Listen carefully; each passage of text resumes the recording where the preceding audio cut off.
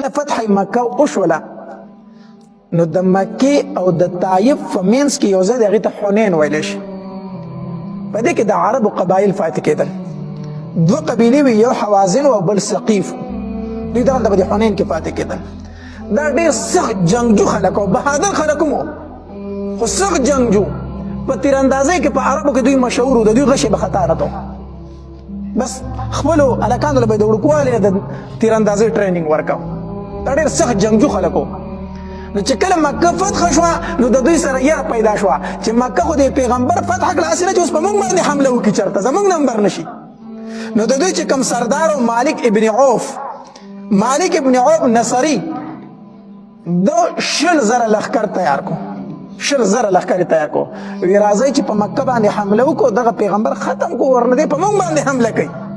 نو د 100,000 لښکر تیار کو او په دوی کې یو مشر سړی و، د هغه نوم درید ابن سمحه. دا یو بوډا سړی، خو د جنګ تجربه زیاته وه. نور روم د صحیح لیدل نه، خو د جنګ تجربه ډېره زیاته وه. دیم د ځان سره را روان کو، ته راځه ته به راله مشورې راکوې.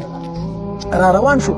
چې را روان شو دی مالک ابن عوف د خپلو 100,000 لښکر چې کوم کنه دوی ته وویل، وی د ځان سره به څاروي را روان کوي، د ځان سره به ښځې را روانې کوي، د ځان سره بچی را روان کوي، هر څه به د ځان سره را روان کوي چې یو سړی د میدان د جنګ نه بیا تښتي نه. ځکه که تښتي نه وي بچی مې پاتې کېږي، ښځه مې پاتې کېږي. دا به د ځان سره راولئ، وروسته به څه شی پرېږدئ نه چې زه به وتښتم، هلته مې ښځه بچو به ځان ورسوم. چې څه دي هغه به د ځان سره راولئ چې د لښکر نه یو سړی وروستو کېږي د جنګ نه. او حتی تر دې پورې چې دی ورته وویل، وی د تورو دا تیکې نه دي، دا مات کوي، د تورو تیکې مات کوي، ورتاو کوي. چې دا نه چې تورو به زه واپس په تیکې کېږدم منډه به وخم، نه تیکې د تورو مات کوي، ورتاو کوي. دا یې مات کړو. را روانو مقام اوطاس ته چې کله دوی راورسېدل، دې درید تپوس وکړو دا مشر سړی چې ځان سره را روان کړی د جنګ دپاره، دې مشورې راکوي.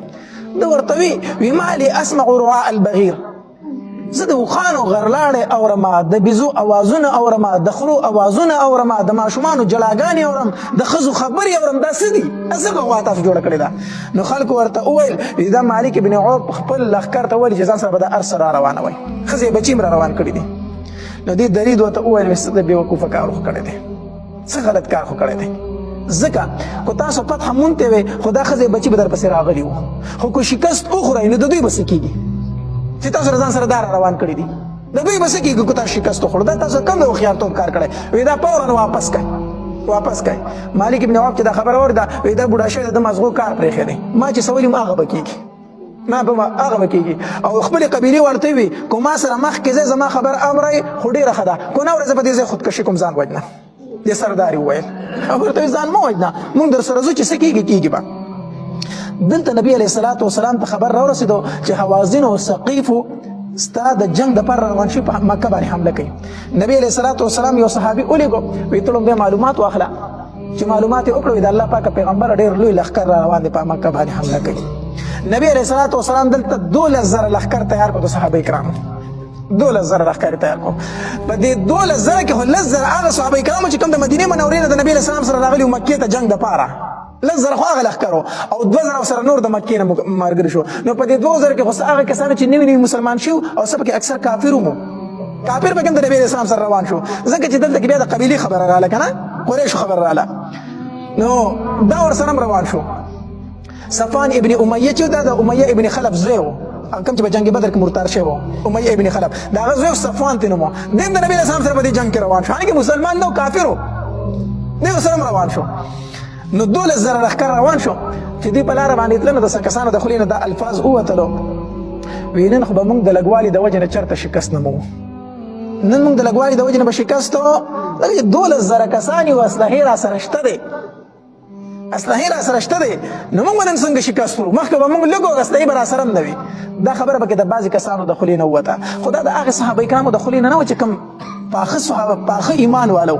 دا خو پکې یا نوي کسان مسلمانان شوي چې د هغوی دغه لا دومره مضبوط نه وه عقیده، چې د هغوی د خولو نه پکې دا خبره څه شوله ووته. نن خو به موږ د لښکر د کموالي د وجې نه شکست نه خورو. چې دا خبره وکړه، دا خبره الله تبارک وتعالی ته ناخوښه شوه، الله تبارک وتعالی ته ناخوښه شوه چې ښه تاسو په خپل ډېروالي او په کموالي باندې دغه کوئ چې یاره مونږ کو ډېر یو بیا به شکست نه خورو، او که لږ بیا به څه خورو. تاسو 314 کسان وئ او تاسو زرو کسانو ته شکست ورکړی دی. نو د بعضې کسانو د خولې مکې دا خبره وختله، نو دا خبره الله تبارک وتعالی ته ناخوښه شوه. چې ناخوښه شوه د هغې اثر په نورو صحابه کرامو باندې وشو.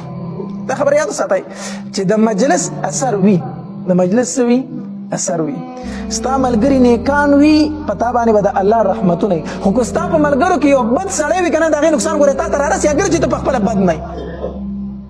یو ځل نبي علیه صلات وسلام په مانځه باندې ولاړ او مونځ یې کوو، نو په قرات کې لږ ګډوډ شو، قرات کې ګډوډ شو. نو چې نبی علیه صلات وسلام سلام وګرځاو، نو په ما پسې داسې کسان ودرېږي چې هغه اودس په سمې طریقې سره نه کوي، نو بیا د هغې اثر په موږ باندې هم وي. نبی علیه السلام وفرمایل چې د هغې اثر بیا په موږ باندې هم وي، زما په تلاوت کې بیا ګډوډوالی راځي. نو دا مطلب نه چې به نبي علیه السلام پسې شاته بیا اودسه خلک ولاړو، خو داسې کسان پکې ولاړو چې هغه اودس یې په ښې طریقې سره نه و کړی، په ښې طریقې سره. نو د هغې اثر په نبي علیه السلام وشو. نو نبي علیه السلام وفرمایل وایي داسې کسان را پسې شاته ولاړ چې د هغې اثر بیا زموږ په تلاوت کې راشي. د دې وجې نه چې ستا سره ښه ملګري د هغې اثر به هم په تا کېږي، بد ملګري د هغې اثر به هم په تا باندې کېږي. نو په دغې لښکر کې داسې کسانو چې د هغوی د خولې نه دا الفاظ ووتل چې وایي نن به موږ د لږوالي د وجې نه څه نه خورو؟ شکست نه خورو. دا خبره د خولې نه ووتله. نبي علیه الصلاة وسلام د حنین مکان ته نبی علیه الصلاة وسلام د حنین وادۍ ته ورسېدو، ماښام ټیم و، ماښام ټیم و، دوی ورسېدل د حنین وادۍ ته.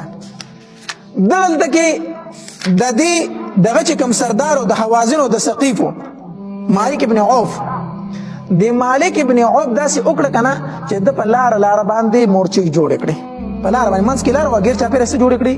مورچې جوړې کړې، او خپل لښکر یې هغې کې کېنو. وایي چې کله مسلمانان په دې ځای باندې تېرېږي هغې ته خو به پته نه وي، ناڅه به پرې تاسو راپاسې حمله به وکړئ، ناڅه به پرې څه وکړئ؟ حمله وکړئ. مورچو کې خپل کسان پټ کړي وو. نو نبی علیه السلام دغې وادۍ ته ماښام ټیم ورسېدو او د شپې مزل وکړو، او چې سهار غونته کې تیاره و، په دغې لاره ورننوتله، ورته راخېرېدل، ګیر چاپېر نه په دوی حمله شروع کړه، راپاسېدل، دغه شو باران یې شروع کړو، تورې چلول یې شروع کړو. صحابه کرامو ته خو پته نه